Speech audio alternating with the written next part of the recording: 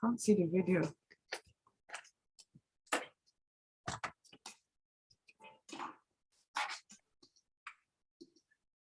Smooth 98.1. This is Freshly Pressed. We're talking about the news coming from around the country on the headlines.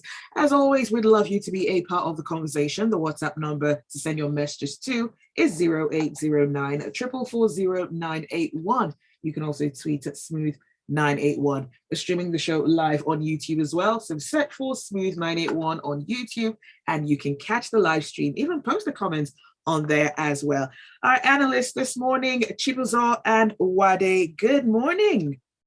Good morning, Zibby. Good morning, Chibuzo. Good morning, Lagos. Good morning, Zibby. Good morning, Uade. Good morning, Lagos. All right, let's get straight into this. And we're starting from Punch. Now, the Nigerian Union of Teachers says it's filed trade disputes with the Registrar of Trade Unions against what it's calling non-cooperative state governments. And this has to do with the failure of certain state governors to implement the 30,000 minimum wage for teachers in the state. Now, if you recall, the president in 2019 signed a new minimum wage of 30,000 naira into law. Before then, it was 18,000 naira, and some states so far have still not implemented this.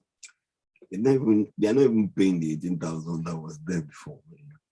Some state governments who, not just teachers, they're civil servants, arrears in salary, and it beats me. But initially, when the minimum wage was increased to 30,000, I remember some of the states complaining that they might not be able to meet the 30,000 mark. However, some don't even pay. I'm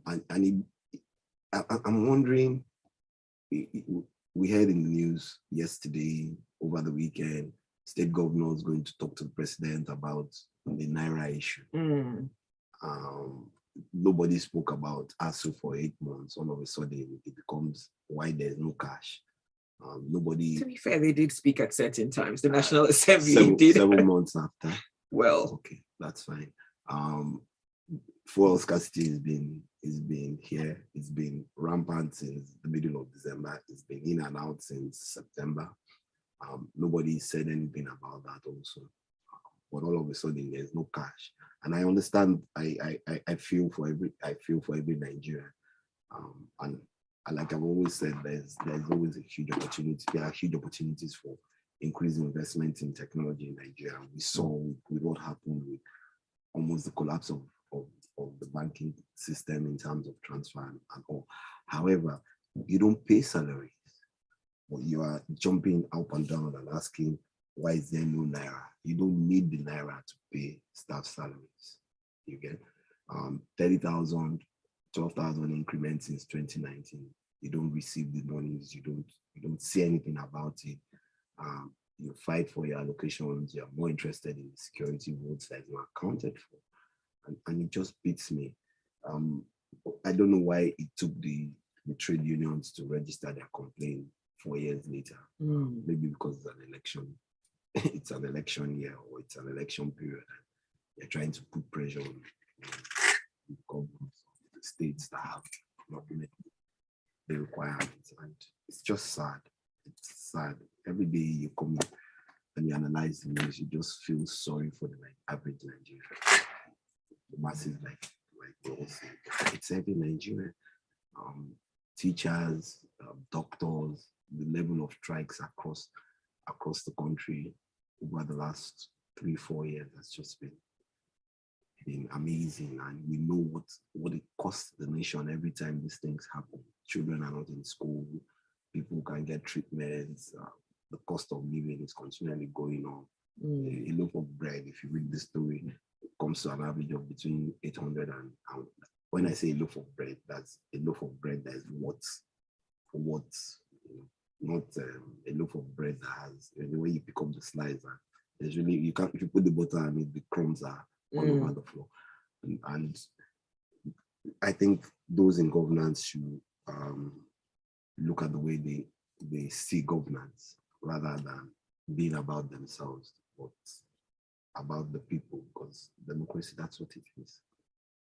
Emeka via WhatsApp says, if the teachers are truly angry about their plight and the minimum wage, then they need to vote.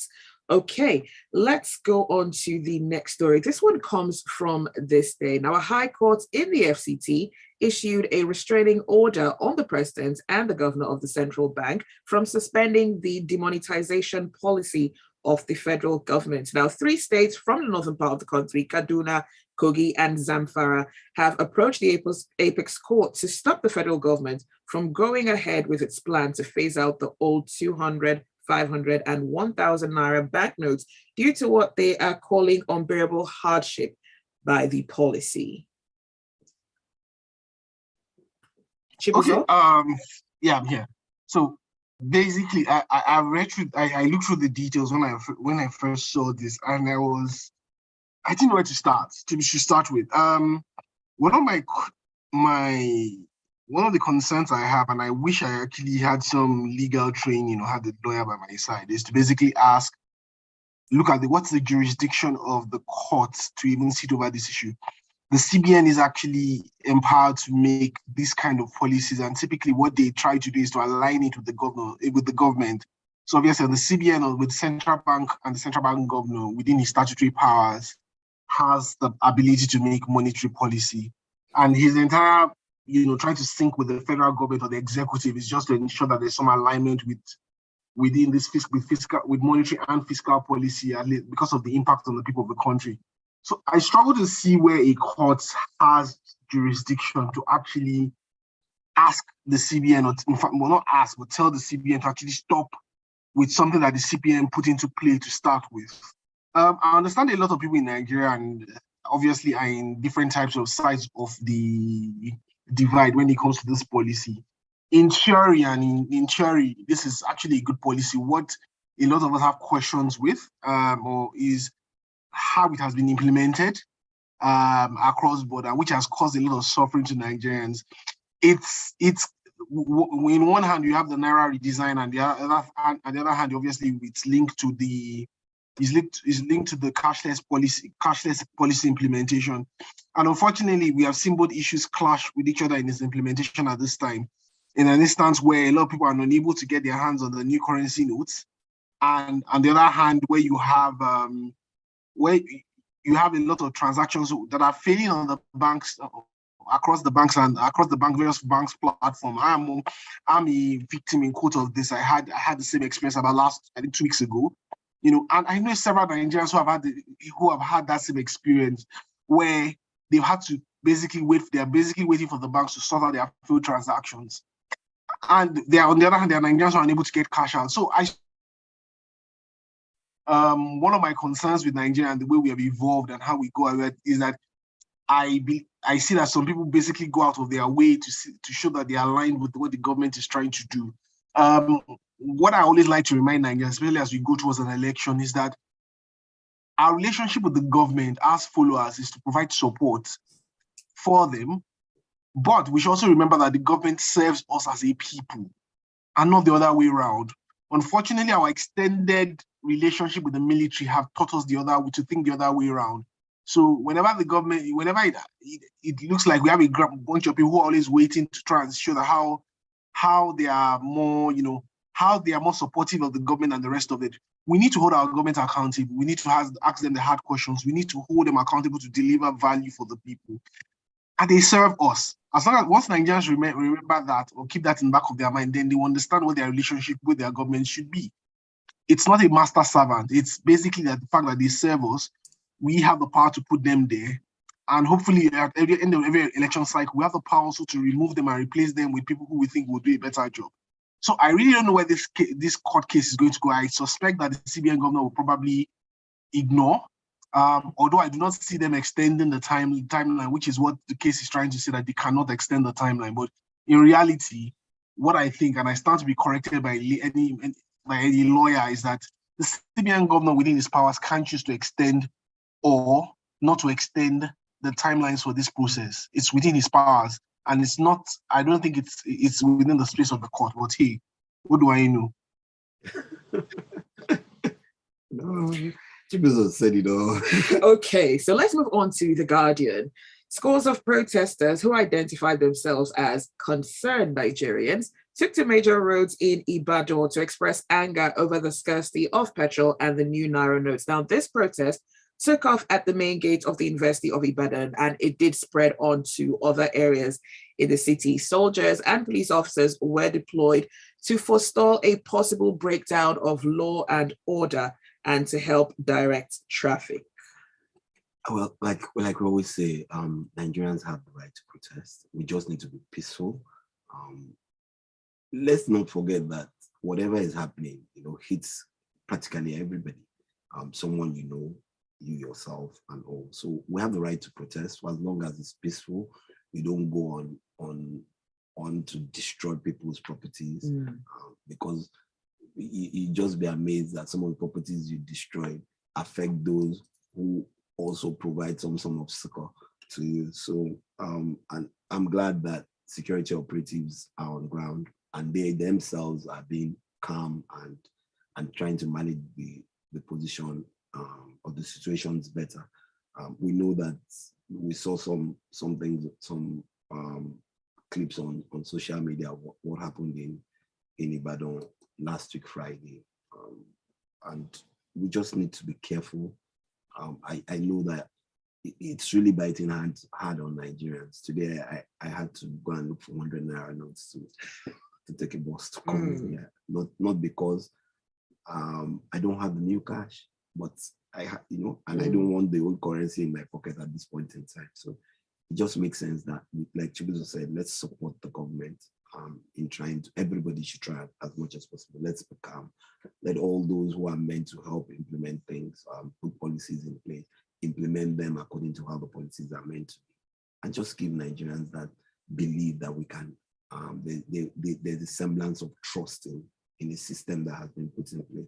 But what we see, like I said, maybe based on having been ruled by the military over time, there's really no trust in the system anymore. Is there a concern that these protests coming so close to the elections could in some way be hijacked or turn into a situation that Nigerians are worried about their safety? Yeah, it could be. And that's why I'm appealing to the security operatives that whatever happens in trying to, whether you're speaking with protesters or dispersing protesters, just be calm.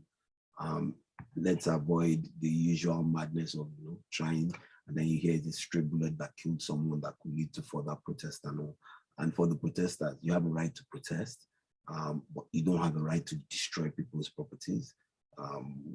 Whether or not you believe that in your mind, or you think in your mind that these are part and parcel of those who you think are not helping the system more. Yeah, I would just like to chip into what Uade is saying. At the moment, yes, we are basically in a very delicate situation because, yes, we had the fuel queues and people have actually found rightly or wrongly, had found a way to maneuver their ways around it and are taking on board the extra cost. But when you have this issue with the banks and not able to access your own cash, which is in theory, in the minds of most people, it's just the most annoying thing.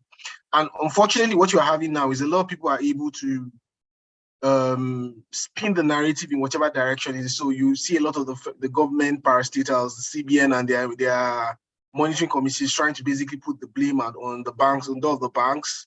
On the other hand, you see the banks basically can't speak against their regulators, so they are bringing out basically disclaimers to say this is what is happening.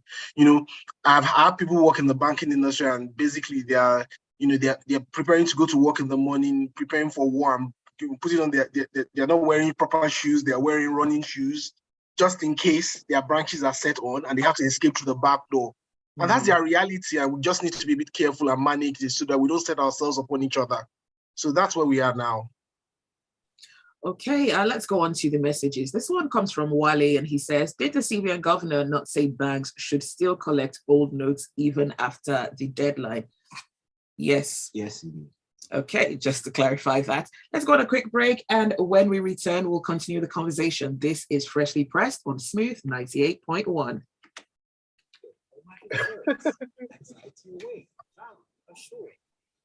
My friend was going to work yesterday, and she was basically showing us her survival kit.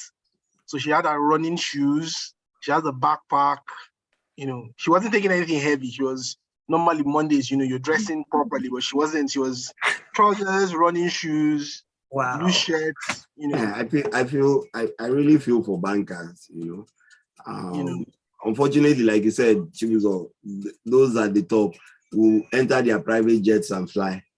Get out, and they'll leave the guys at the, I was ranting at the guys at Customer King in that Orange Bank last week because I was defrauded some money and I had a lot of failed transactions. But after a while, I just looked at the face of the guys who are at the front of the counter. They were overwhelmed. They have no control over what is happening. They can't do anything. And they are paid peanuts for the job. They're just sitting there like, oh, sorry. Those at the front line, they are not even permanent workers of I know, and that's the painful thing. They're supposed to sell the image of the bank, but you see the guys there and you just feel for them. All right, we're going back on.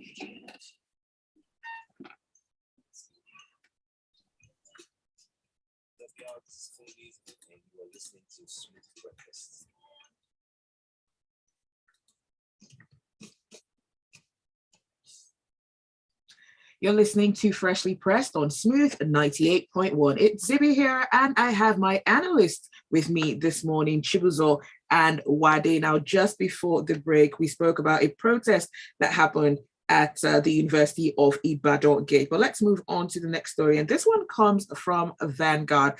As always, don't forget 0809 444 0981. That is where you can send your messages to via WhatsApp. The Minister of Agriculture and Rural Development, Dr. Mohammed Abubakar, says the agricultural sector, has accounted for 23.78% of Nigeria's GDP. He says it remains one of the key players in the economy and the largest employer of labor. So basically, I think, when I first saw this story, I was basically back of my head. Chibuzo? Okay. Yes, I am. Can you hear me? It does seem like we're having a few connectivity issues. Chibuzo? Yes, I can hear you. Okay. Go ahead, please. So basically, when I saw the story, start off with the story. I don't think the minister is telling us anything new about when it comes to the contributions of agriculture to the economy. Agriculture historically has been the largest employer of labor in the country, especially, and that's obvious with a country where we have a lot of arable land and we have a largely, most of our population is young.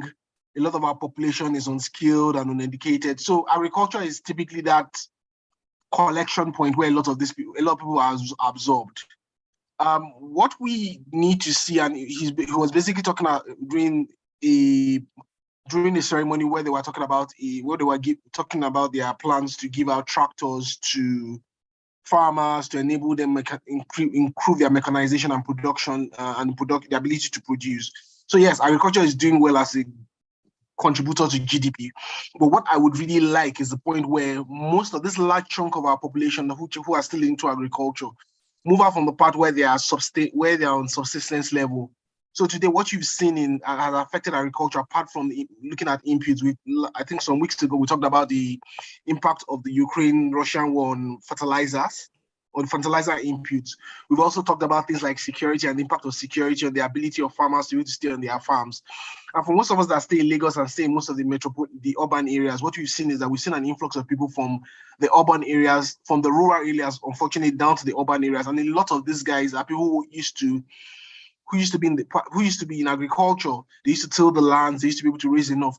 The challenge for in my experience and what I have noticed, the challenge for most of the farmers in Nigeria, why we keep on seeing that rural to urban migration and people leaving the farms, is that for the rural farmer down at that level, he needs to be able to make enough to be able to give him some form of a living wage of some sort. The farmer today in most of the distant villages is not able to get enough to provide for himself or his family, either in terms of healthcare, in terms of education, and things like that. We need to get to the point where the government is playing a more proactive role in ensuring that the prices of most of these agricultural products remain at are at a level that can feed the farmers themselves, that will obviously churn up our production levels. But obviously, when we look at point contribution to GDP, what we need is a lot more organized farming. We have a lot of large farmers and a lot of things, but we need to solve the other problems that lie. So giving tractors helps. Assisting the farmers obviously will help. And we also hope that we can sort out the long-term issues of security on the farms, and also trying to sort out the issues that have to do with fertilizer and fertilizer production. Then I'm sure we'll see a larger contribution to GDP from the agricultural sector in Nigeria, and also the pockets of the farmers who are tilling the soil. All right, I've got a message coming through. This is from Nii, and Nii says, imagine we double our productivity in agriculture, which is very possible. That means we can increase the GDP. Yinka says, Chibuzo, which one is running shoes? Lol. My one is all those POS operators making a killing at the moment. This too shall pass and we shall remember. Jane Itse via WhatsApp says, the lack of trust is as a result of perceived actions or inactions. Leaders hoarded palliatives, banks hoarding cash, etc. And this one is from BDA. And BDA says, if the cash policy is one thing the president does before he leaves office, he has my unwavering support and that of many well-meaning Nigerians.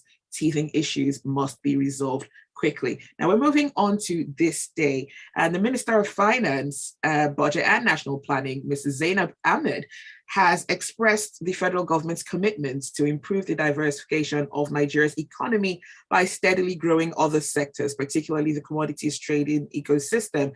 Now, she did go on to speak about the mining sector and further talked about the president setting up the Presidential Gold Mining Scheme in conjunction with the Solid Minerals Development Agency. This is good news.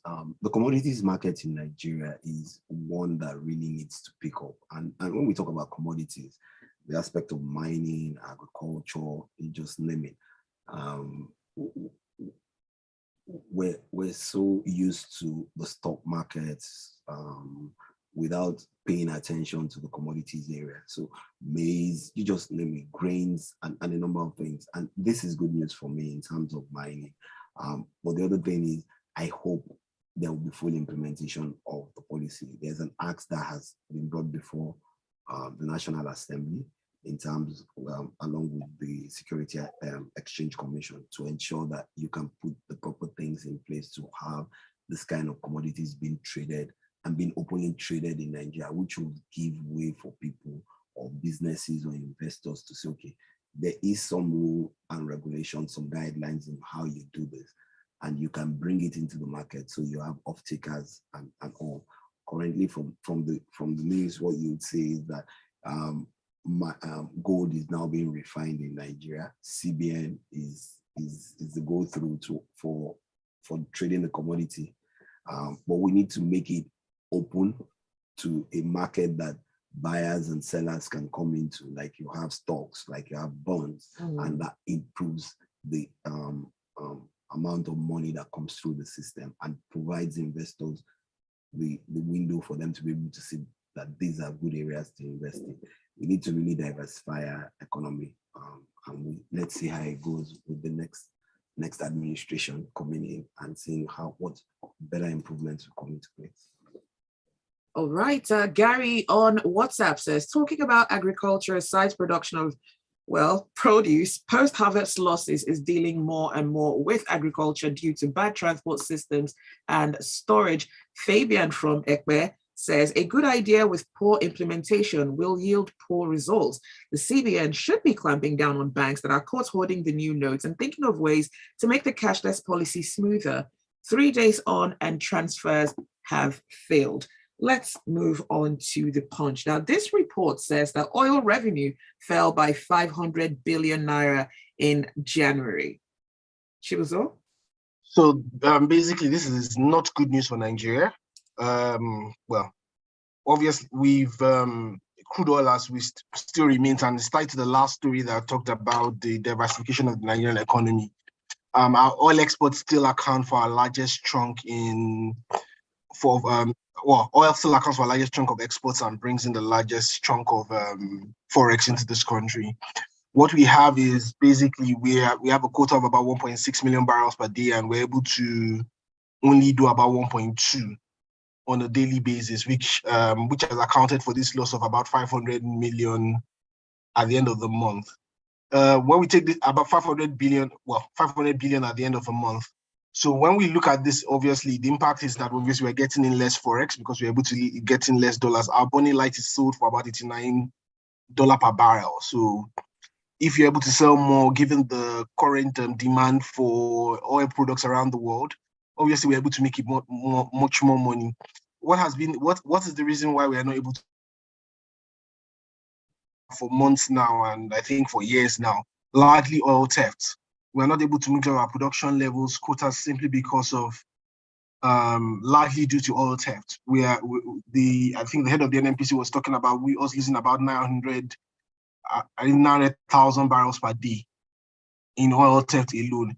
Now, where my challenge with this, and I've always, whenever I sat down and I need somebody from the industry to come and walk me through, is that in this era where we have technology, where countries are able to track what is being moved in and out across their various pipelines and be able to secure it, for something as important as this to our national existence at the moment, why are we not able to move the needle on this issue of oil theft?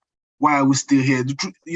I remember somebody, a commentator making a snide comment, about this last year, where he talked about, hey, for you to steal oil at the levels at which it's been stolen from Nigeria, you are not going to take it by a small boat. These things should be in the clear eye of whoever is monitoring our waters, monitoring our seaports, monitoring whatever should be monitoring. So why is it our security forces are not able to clamp down on this? Why is this as something that existence is still being treated the way it is being treated? We need to look at it and ask ourselves the questions and ask all the candidates who are lobbying to become president next month what they are going to do about this, because this is that while we want to diversify the economy and want to move on to other stuff, at the moment we're largely stuck on having to depend on this as our largest source of forex. So we need to do something about it, and all the candidates need to come out with straight answers about what they think they can do about it or what they plan to do about it. But unfortunately, what I've seen in the course of this election cycle is that I don't think a lot of the hard questions are being asked the candidates. A lot of the candidates are either avoiding these questions or not answering or not even being asked at all. We are tied down to things like personality politics and things that do not relate to this. But this is something that we need to answer, because, hey, the amount of money we are losing per month is money that could be used to do a lot of things to our economy if properly utilized. So we need to look at it. NNPC needs to shake off the chains of being now that they are publicly owned company, and start looking at investing into solutions that can help them proactively manage this public firm instead of, they are no longer a government owned firm, so they need to sort this out. I think that's where I'll stop for now. JP via WhatsApp says the NNPC isn't ready. We have systems for tracing leaks, trucks are all tracked, yet border crossing is rife. They are complicit. And Cisco Delgado says, this is not good news for Nigeria. Imagine a 500 billion revenue loss. Our lawmakers and ruling class are definitely involved in this situation. Well, that is all the time that we have for Freshly Pressed this morning. Thank you so much to my analysts, Uade and Chibuzor. Thank you for having us in the studio. Thank you for having us. And thank you for listening. Do stay with us. There's a lot more to come on the Smooth Breakfast. Bye. Thanks, guys.